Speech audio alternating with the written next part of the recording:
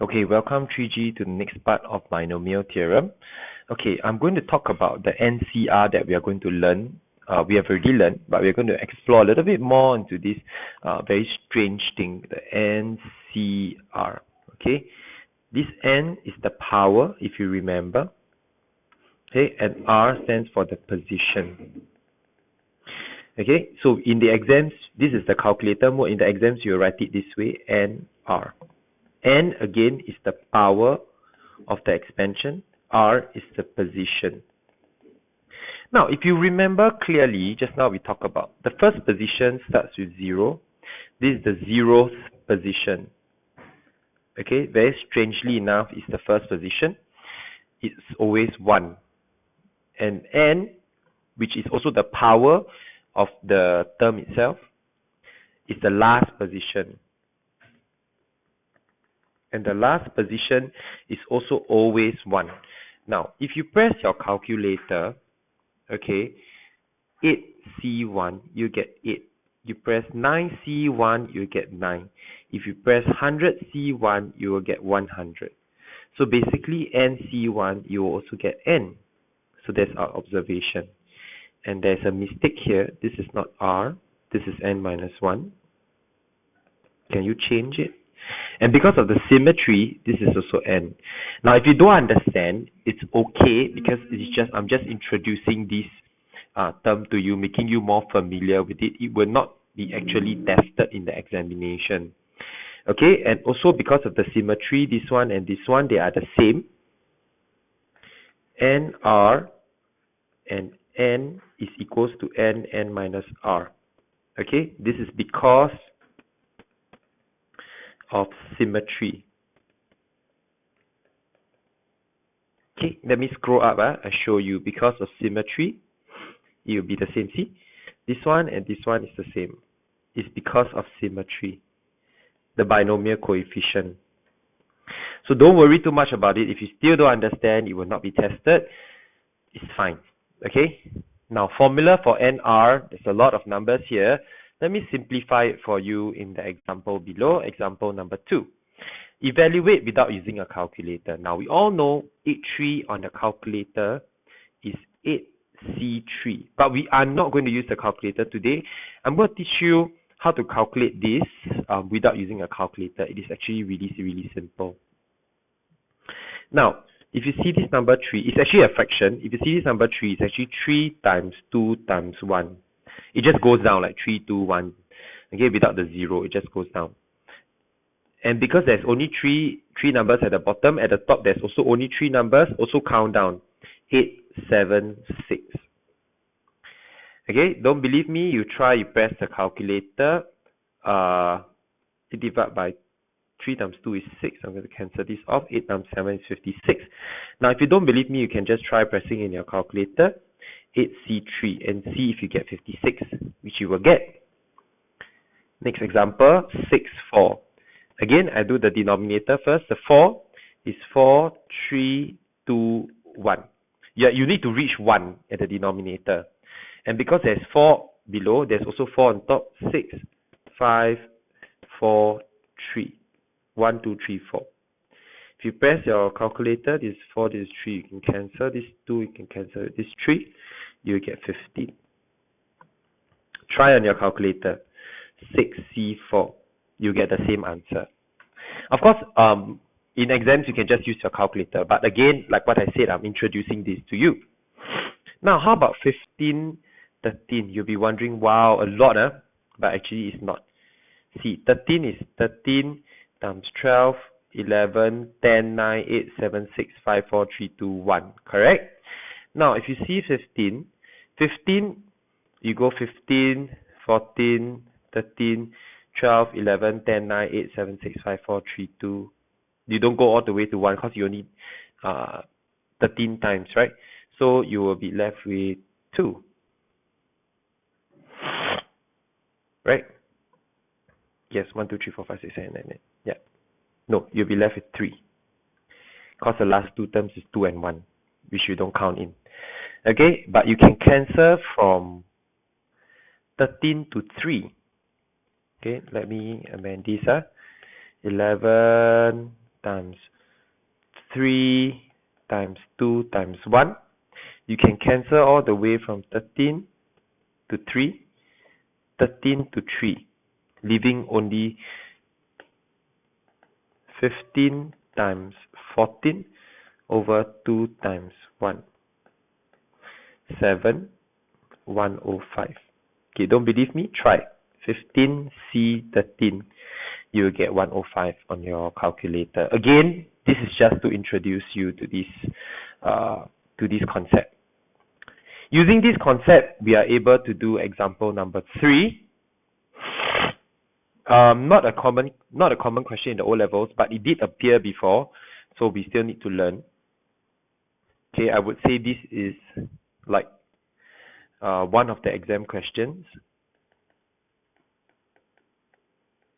that may come up for exams. So let's do this question together. Now, in the expansion of 1 minus 3b to the power of n, in ascending powers of b, the coefficient of the third term is 324. Okay, now what do you understand by the word coefficient? Coefficient means the number in front of the algebra. Like for example, 2x squared. This is called the coefficient. Alright, now let's carry on expanding 1 minus 3b to the power of n. 1 minus 3b to the power of n. Now if we follow, this is the power. At the top is always the power. Okay, so it's n position 0 plus n position 1 plus n position 2. I only want the third term, so basically we are focusing on this term. The first term doesn't have anything. The second term is minus 3b to the power of 1. Remember? We talk about this, minus 3b to the power of 1. Then the next one is minus 3b to the power of 2. But we are only interested in this term because this is the third term. So let's focus on that term. n2 minus 3b squared is actually equals to 324. Okay, now 324 is the third term without the algebra. So I'm going to remove the algebra here. No more algebra. So it's just minus 3 squared. Now n2 we all know. Let's work out what is n2. Now just now, like what I mentioned, is a fraction, right? This 2 is 2 times 1. Then at the top is n times, the next one below n is n minus 1. So I'm just going to put it in. n minus 1 over 2, and negative 3 square is 9. Is equals to 324. I'm going to take 324 divided by 9. I'm going to bring over the 9, and that will give me 36. So n minus 1 is over 2 is equals to 36. I'm going to multiply the 2 up, cross multiply like this, and I get n minus 1 equals to 36 times 2. And 36 times 2 is 72. So it's n minus 1 equals to 72. Expand n square minus n, bring over the 72. Time for me to factorize n, and this is 9 times 8. Minus 9 plus 8. Now, if you're wondering how I get this, it's through this factorization method. N squared minus 72 minus n. 9, 8 minus 9 positive 8 minus 9n plus 8n gives me minus n. So therefore, n equals to 9 or n equals to minus 8. But n stands for the power, and the power cannot be negative. So therefore, reject. Therefore, n equals to 9. That's my answer. Okay, if you need time to understand this, you can pause this video here. You can replay this video a few times. Alright? Let's go to example number 4. In the expansion of 1 plus ax to the power 5, the coefficient of x to the power of 5 is 3 times the coefficient of x to the power of 4. Well, we all need to find coefficient of x to the power of 5 and the coefficient of x to the power of 4. How do we do that? We're going to expand this. 1 plus ax to the power of 5. Remember, we start with 5, 0, followed by 5, 1, followed by 5, 2, followed by 5, 3, followed by 5, 4, followed by 5, 5. Okay? So that's all the terms. The first one, this one, has no x to it. Okay? So we just leave it alone. The second one is ax to the power of 1. Second one, ax to the power of 2. Third one, ax to the power of 3. Fourth one, ax to the power of 4. And fifth one, ax to the power of 5. Okay, now I want coefficient of x to the power of 5 and x to the power of 4.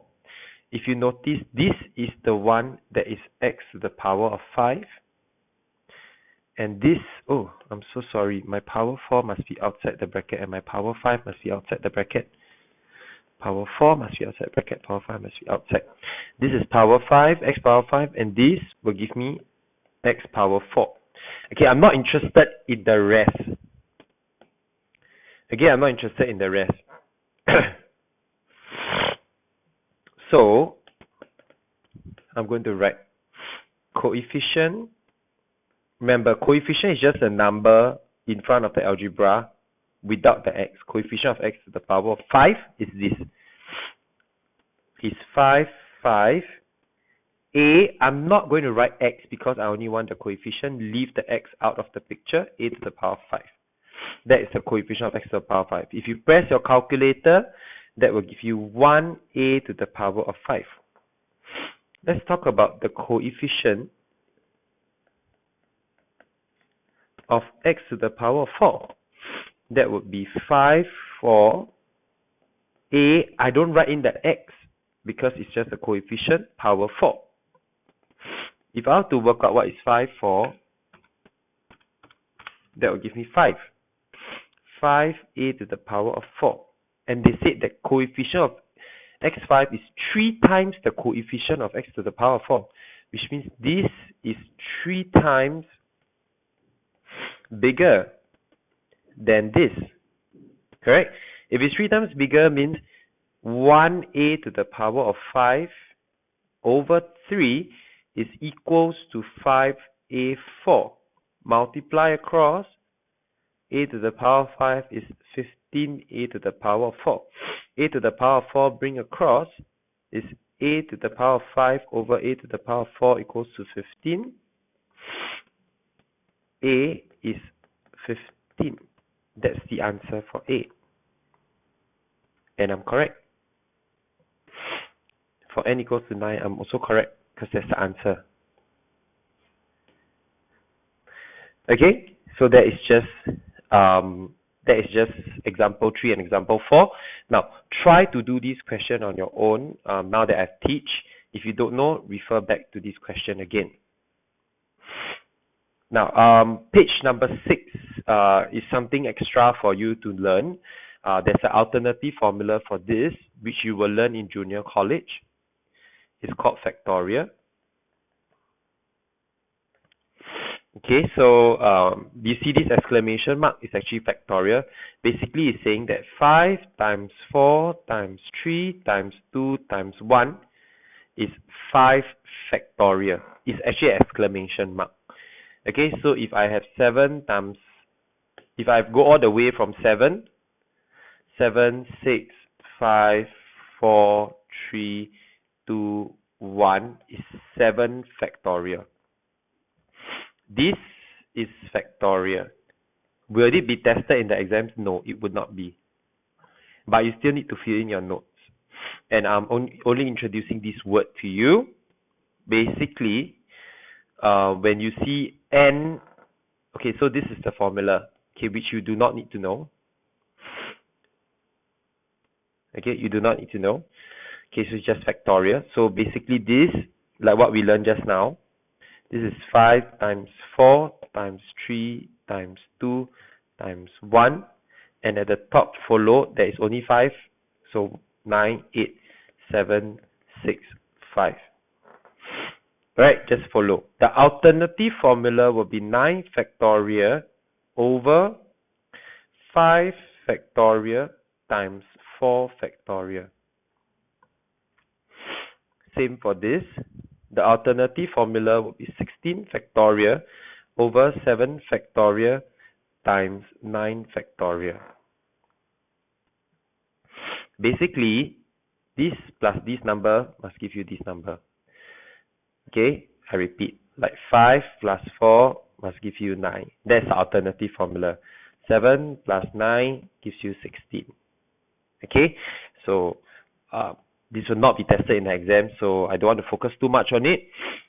You know about this factorial, that's about it. That's page number 6 of your notes. That's all I have for today's lesson. There is no homework, no assignment. I just need you to fill in the notes from page 1 to 6, which introduces you to binomial theorem, not the important part of binomial theorem. So if there's any part in front that you do not really understand, that is okay. Okay, don't worry too much about it. As long as you know, I introduced a little bit of binomial theorem to you, you know what is factorial, you know what is the NCR, good enough for me. Alright, you know what is Pascal triangle, you know it's about expanding algebraic terms with very high powers, very big powers. That's good enough for me. You don't have to completely understand these first 6 pages. That's why I rush through these first 6 pages, because it's not what I want to focus on. What I want to focus on will start next week. In the binomial expansion of a plus b to the power of n. This is what I want to focus on. This is what will come up for the exams most of the time. Okay, the example in front I will go through again when I'm back in school. Don't worry so much. I really want you all to focus on this part instead.